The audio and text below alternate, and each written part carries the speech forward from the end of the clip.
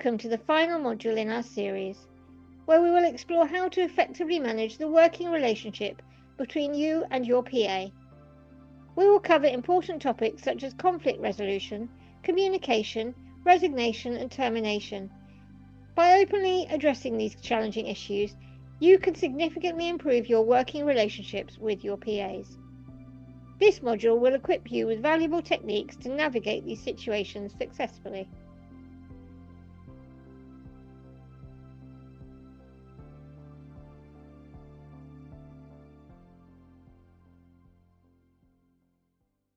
A crucial aspect of managing conflict is to remain calm, as impulsive reactions can exacerbate the situation. Although addressing conflict can be daunting, approaching it with composure improves the chances of reaching a resolution and strengthening your working relationship. Benjamin James and Rob Slight discuss why being a proactive employer is far more effective than being reactive, sharing valuable insights on how to navigate conflicts constructively.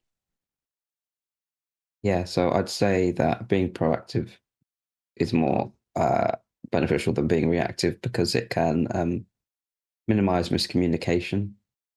Also, it can ensure that both parties are happy and you deal with issues before they become issues or bigger issues, and preventing those small issues from becoming larger ones or ones that might potentially become disciplinary. And I suppose it's around maintaining that professional and working relationship. So you're dealing with things as they happen, not kind of months later when potentially you might get frustrated or angry with your PA. It's definitely better to be more proactive. I suppose one of the ways is being proactive with having regular review meetings, whether that's weekly or once a month, however you decide to set that up. Having those spaces where you can bring up any issues, and also, yeah, just preventing anything getting out of hand, I suppose. I've not really been proactive, so I couldn't tell you why I think it would be better. Because if we do have breakdowns, we don't really have any set guidelines for what to do, and we don't want to make mistakes and all that sort of stuff. So if we proactively had a plan, so people knew what to expect and we could go about things like maybe off disciplinaries or job reviews and things like that, it would have been helpful, but we didn't have that. And we've had some situations where it gets a bit awkward. I mean, everyone's chilled out in the end and it works out. I'm a big fan of being proactive, so much so that controversially, I have now stopped doing appraisals because appraisals to me are the ultimate reactive, delayed, kind of artificial way to create that relationship. Now, our employers share their insights on why tackling issues head on can reduce conflict in the long run. The key is to be proactive in addressing problems early, rather than letting them escalate. I would say for us, we are not your usual manager in an office who goes home at 6 o'clock. And we are human beings. We get tired. We never get a break from being an employer. We can't take a holiday from it. So we need to really think carefully about ourselves and how we handle that so that it doesn't lead to bad outcomes for us. So for a start, don't let things fester. My advice: tackle things in the moment as much as possible. So this morning, for example, I woke up, took a deep breath, had 10 minutes, and then when my PA came in, I said, right, sit on the bed. Come on, we need to talk about last night and what went on with turning me. Yeah, so I'd say a proactive approach, it just means things don't get out of control. And I've had experience with this with my previous PA, in that, something that was quite minor just kind of ended up not being brought up. And I mean, in the end, it was fine. What helped with that is having dedicated review, because then it was like, right, if I don't bring it up, it gave me a kind of ultimatum of I need to bring it up now. And then I kind of logged that and the response to that. And in the end, it was fine. The response was okay. But for me, I'd let it kind of build up. And there's a risk with that you snap and it comes out the wrong way. Effective communication is vital in any successful relationship. For PA employers, however, addressing conflict can be more challenging due to the close proximity of their roles. Our PA employers share their strategies for fostering open communication and navigating conflicts effectively. I suppose it gives a kind of formal space to have those conversations if you haven't had them in your like day to day, or for whatever reason you haven't brought something up. It's like a dedicated space to bring it up and to log that. So something I'd say is, having regular reviews, but with like a communications log, just any major things or things that you think are like things that you should record, that you've got a log of that, so it makes it easier then. But yeah, regular communication, that can be however you like. It could be via email, but having regular reviews is an easier environment to bring up any issues. A lot of the time it's just face to face. Again, I haven't had any major problems, so it's not really anything too serious I have to do about. I mean, sometimes I get depressed every now and again, and me being able to communicate, that's quite helpful. But it is face to face. We don't. Every now and again, we'll have a meeting to organise what shifts people want to work. Yeah, a lot of the time I like to have things written down as well. It very much should be one of the proactive things that I should have started as well. I struggle with words. I mean, sometimes it's hard for me to like breathe and speak and like think about the words I'm saying as well. And sometimes if I write stuff down, I can articulate things a little bit better.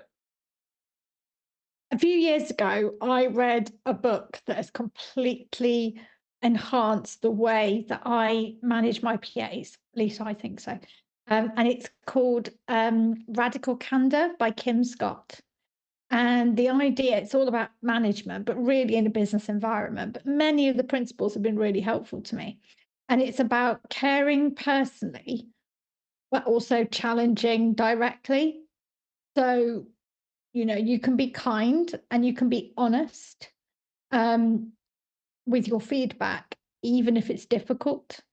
And the principles in that book have really helped me, because I hope that my PAs, even when we have difficult conversations and I do challenge them to make changes or progress in different ways, I hope that it's in a grounding of knowing that they are a valued person and I want them to succeed and I will help them to succeed. But that doesn't mean I'm going to not tell them when something's not working right. And that book's really helped me. These PA employers have highlighted that jotting down your concerns and reading specific books can greatly enhance your ability to communicate your needs to your PAs. By employing these strategies, you can become better equipped to handle any potential difficult conversations that may arise. The first thing, when you're having a difficult conversation, my advice is find the right time. Don't hide from it, pretend it's not happening. If you can do it in the moment, you can do it well, that's the best time to do it. If you're feeling fatigued and you don't think, or you're upset, perhaps you're in pain, wait till the next shift, get your head together before you do it. Because a conversation that goes really poorly can be worse. Secondly, plan what you're going to say. Think about the way to frame it. So if I was to say to my PA, I know you care deeply for me and making sure that I'm as healthy as I can be. But when you forget to do X, Y happens to me. If I just went in to say, when you forget this, Y happens, I'm not showing anything about who I think they are, the context of them. And so I think it's really important to frame things, thinking about that, caring personally, but being honest. Honestly, if it was serious, I would want someone from continuous health to also be there. Just so everything's by the book. I mean, hopefully nothing like that happens. But if it's anything that could like bounce back at you, it's I think it's best just to be safe and sorry.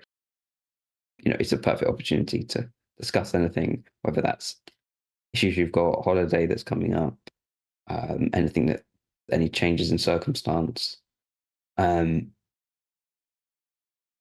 Yeah, I think it's kind of starting that from the start, and maybe initially you have more reviews than perhaps you need. Maybe it is once a week, but then you could move to every month, every 2 months, if however you feel. And then it's recording that meeting and sending an email summary. So you know you've got it in writing. So any issues that might come up, you've got like a paper trail. You can go back to your emails and the conversations you had. But I think it's trying to make sure you establish the importance of those reviews. Establishing boundaries is an effective way to shape the relationship between you and your PA, fostering respectful communication. By being clear about these boundaries, you can help to prevent potential conflicts from arising. I would say that the key thing first, before we talk about communication, is I would say clear boundaries. For me, for example, we say from day one, I won't follow you or friend you on social media, and don't you do the same to me. It's important that we both have space.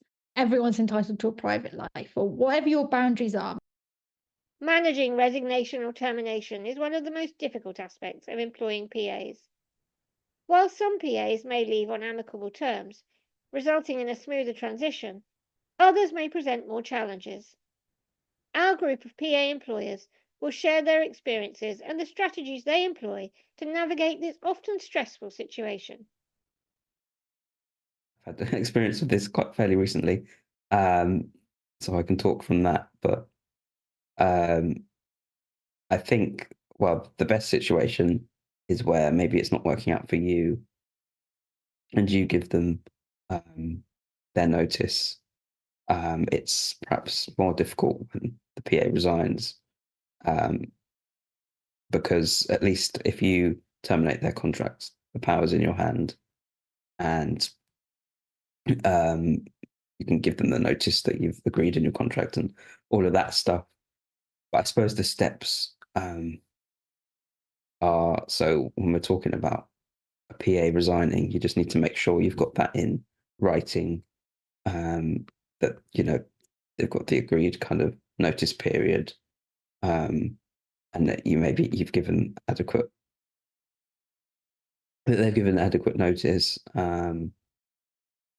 But yeah, just thinking about like terminating employment, again, it's making sure you send a letter, give them a notice letter, explain why you're terminating their employment. When I've had people resign, they do give me, I mean, he meant to give 2 weeks notice, but usually they'll give me a month or two notice, which is quite nice for them. And then we've got like a disciplinary procedure where you have a verbal warning and a written warning and all that, and then that would escalate to termination. I think the biggest advice I could give, I suppose, is if you're in doubt, everyone should have public liability insurance.